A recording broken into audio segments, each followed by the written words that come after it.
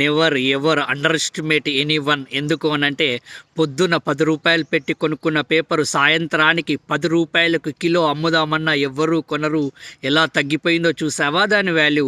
అదేవిధంగా నువ్వు పొద్దున నడుచుకుంటూ వెళ్తూ ఉన్నప్పుడు తొక్కుకుంటూ వెళ్ళిన రాయి మళ్ళీ తిరిగి వచ్చే క్రమంలో అది ఒక శిల్పంగా మారితే దాన్నే మొక్కాల్సిన పరిస్థితి ఏర్పడుతూ ఉంటుంది కదా.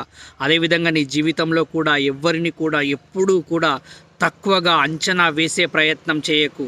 ఎందుకు అనంటే ఎప్పుడు ఎవరు ఏ విధంగా మారుతూ ఉంటారో, ఎలా ఎదుగుతూ ఉంటారో నీ ఊహకు కూడా అందదు కదా. ఒక్క విషయం ఆలోచించే ప్రయత్నం చెయ్యి. అందరూ నా వాళ్ళే నీ వాళ్ళే అని అనుకుంటావా? అనుకో. లేదంటావా? లేదు. కానీ ఒక్క విషయం గుర్తుపెట్టుకునే ప్రయత్నం చెయ్యి.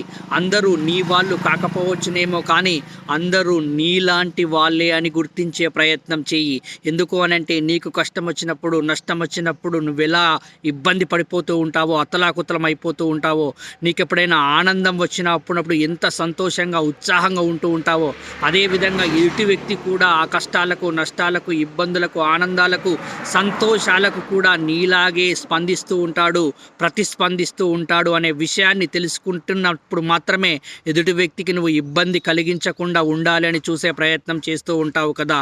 ఒక్కసారి ఆలోచించే ప్రయత్నం చేయి మిత్రమా. జీవితం చాలా చిన్నది.